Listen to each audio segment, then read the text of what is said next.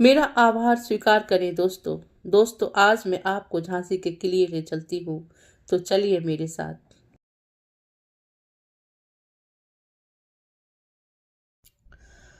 झांसी किले का निर्माण चट्टानों पर किया गया था और इसका भव्य निर्माण आज भी दर्शकों को प्रभावित करता है। यह किला अपनी मजबूती और रचना के लिए प्रसिद्ध था, जिससे यह एक महत्वपूर्ण रक्षा और संरक्षण स्थल बन गया था।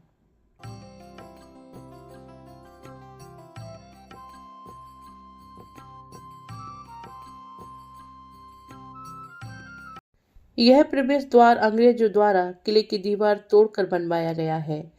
चूंकि यह किला बगीरा नामक पहाड़ी पर बना हुआ है, किले के बाहरी रास्तों को सुगमता से प्रयोग करने के लिए इस दरवाजे का निर्माण अंग्रेजों ने कराया।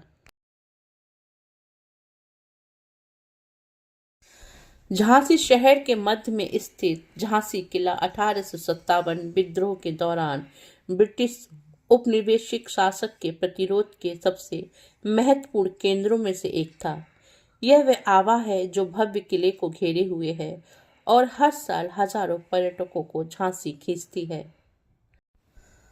आज इस किले के जिस प्रवेश द्वार से हम प्रवेश करते हैं, यह कभी इस किले का पीछे का हिस्सा हुआ करता था। इस किले को वीर सिंह जुदे बुंदेला ने बनवाया था, जो कि ओरछा के राजा थे।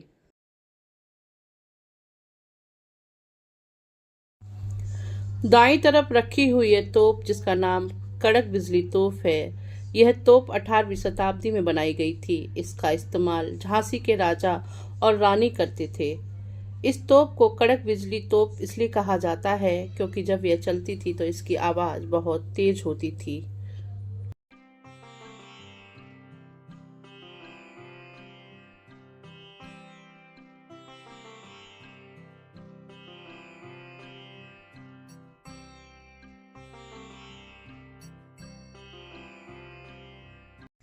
जैसे ही हम इस दरवाजे के अंदर प्रवेश करते हैं, हमारी बाईं तरफ ऊपर जाने के लिए सीढ़ियां हैं और एक रोड बनाई गई है। यह निर्माण भी ब्रिटिश शासन में हुआ। यह दरवाजा इस किले के पीछे के हिस्से में आता था। अंग्रेजों द्वारा जब इस किले पर अधिकार कर लिया गया, तब इस किले के पीछे की दीवार को तोड़कर एक नया गेट बनाया गया। वर्तमान में हम इस किले में अंग्रेजों द्वारा बनाए गए दरवाजे से ही प्रवेश करते हैं। ऊपर यह जो बड़ा सा लोहे का बॉक्स बना हुआ है, वहां अंग्रेजों द्वारा मशीन गन तैनात की गई थी। इस दरवाजे के दोनों तरफ आज भी रखी हुई उन मशीन गनों को देखा जा सकता है।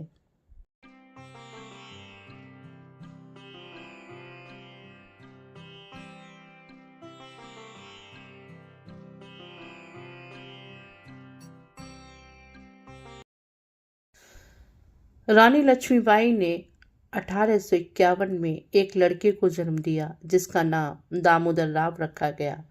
जिसकी 4 महीने बाद मृत्यु हो गई। महाराज ने आनंद राव नामक एक बच्चे को गोद लिया, जो गंगाधर राव के चचेरे भाई का बेटा था, जिसका महाराज की मृत्यु से एक दिन पहले दामोदर राव नाम रखा गया।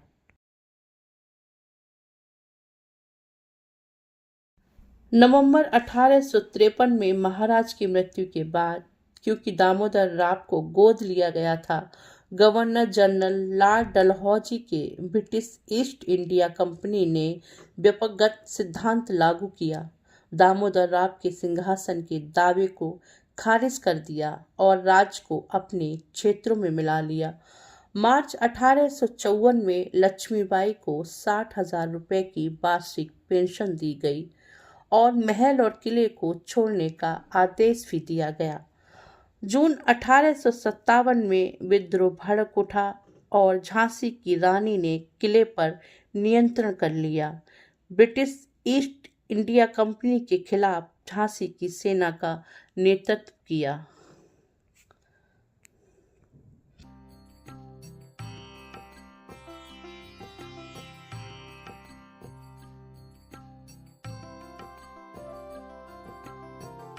ये सामने जो इमारत दिखाई दे रही है, इसको पंचमहल कहा जाता है।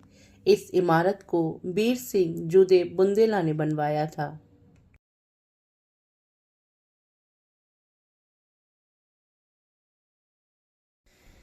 इस जगह पर गंगाधर राव अपना दीवाने आम लगाया करते थे और इसके सामने खुले मैदान पर आम लोग बैठा करते थे। ब्रिटिश हमले के बाद यह इमारत पूरी तरह क्षतिग्रस्त हो गई है।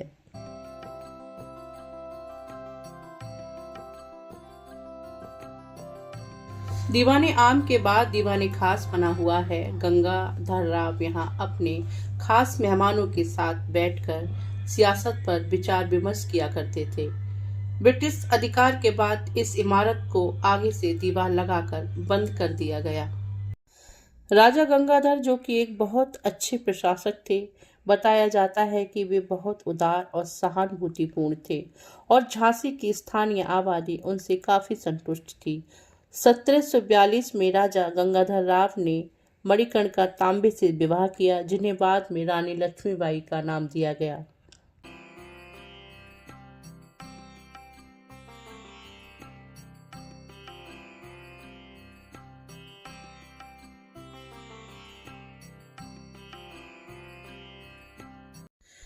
रानी लक्ष्मीबाई ने भी इस इमारत का प्रयोग रहने के लिए किया था।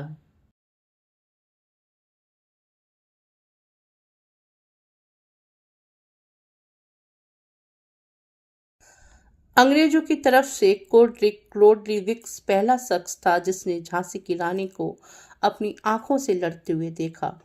उन्होंने घोड़े की रस्सी अपने दांतों से दबाई हुई थी और उनके दोनों हाथों में तलवारें थी। वे दोनों तरफ से वार कर रही थीं।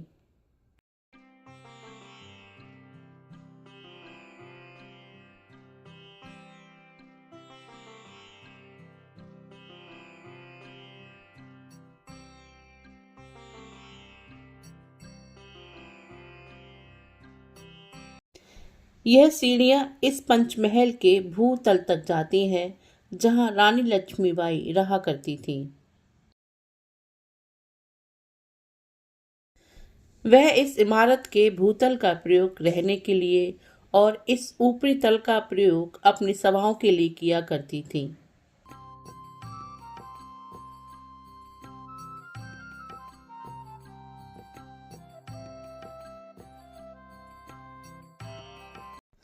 मार्च और अप्रैल 1858 में जनरल ह्यूक्रोच की कंपनी बलों द्वारा झांसी को घेर लिया गया और 4 अप्रैल 1858 को उस पर कब्जा कर लिया गया। रानी लक्ष्मीबाई ने बहादुरी से लड़ाई लड़ी और फिर रोज की सेना द्वारा शहर को लूटने से पहले किले से घोड़े पर सवार होकर भागने का साहस किया।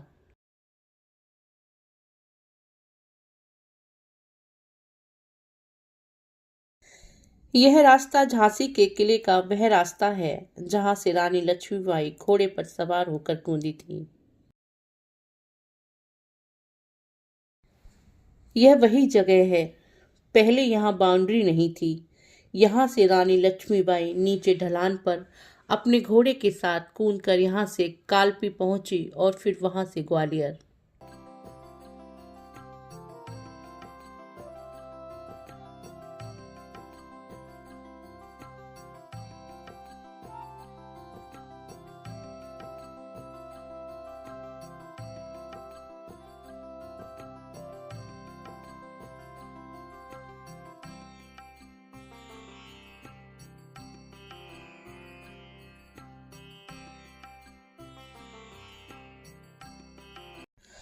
झांसी का इतिहास बताता है कि यह 18वीं शताब्दी में मराठा प्रांत की राजधानी थी।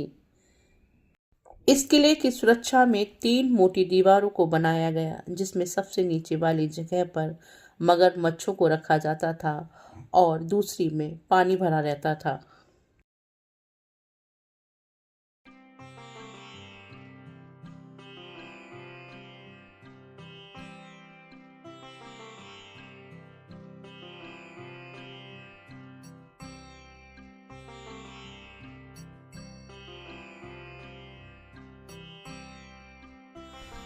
और इसके थोड़ा आगे चलने पर वह स्थान जहां भारतीय झंडा पूरी आन और बान के साथ लहरा रहा है। भारतीय शासन शुरू होने के बाद यहाँ हमारे देश भारत का झंडा फहरा दिया। यह जगह इस पूरे किले की सबसे ऊंची जगह है और हम यहाँ से पूरे झांसी शहर को देख सकते हैं।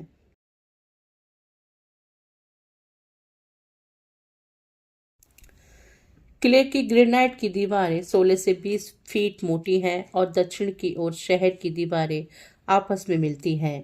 किले का दक्षिणी मुख लगभग सीधा है। किले में प्रवेश के लिए 10 द्वार हैं। कुल मिलाकर इसे 2-3 घंटे के भीतर पूरी तरह से देखा जा सकता है। प्राचीर से शहर का नज़ारा भी शानदार है। झांसी का किला झांसी के दिल में स्थित है।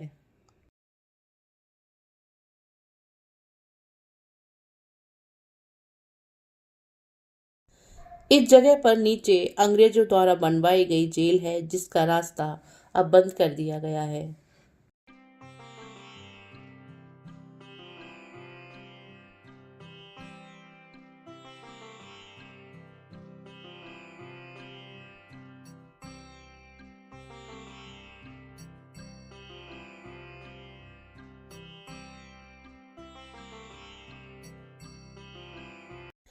किले की ऊपरी मंजिल पर बने हुए ये कमरे जहां सैनिकों को रखा जाता था, जिससे कि वे दूर से ही दुश्मन पर नजर रख सके।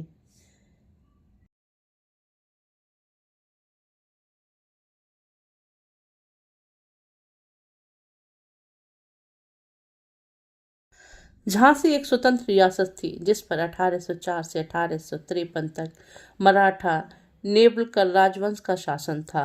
ब्रिटिश अधिकारियों ने हड़प नीति के तहत राज पर अधिकार कर लिया और इसका नाम बदलकर झांसी रख दिया।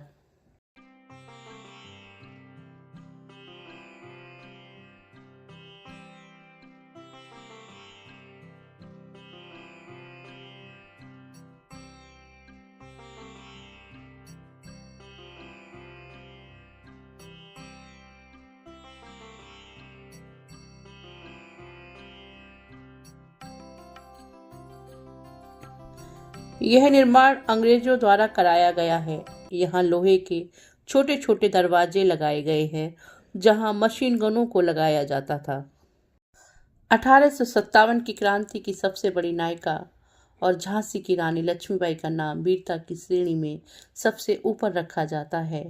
रानी लक्ष्मीबाई का व्यक्तित्व आज सिर्फ महिलाओं के लिए ही नहीं, बल्कि पूरे देश के युवाओं के लिए प्रेरणा स्रोत है।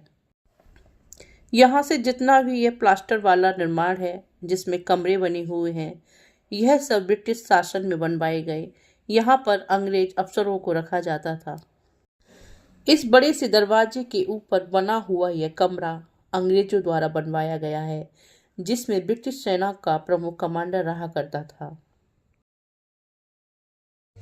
दोस्तों, अगर आपको मेरा यह वीडियो अच्छा लगा हो तो मेरे इस वीडियो को लाइक, शेयर और मेरे चैनल को सब्सक्राइब जरूर करें। आपका एक सब्सक्राइब मेरे चैनल को आगे बढ़ाने के लिए प्रेरणा का कार्य करेगा। मेरा यह वीडियो देखने के लिए आपका अनेकों बार धन्यवाद। नमस्कार।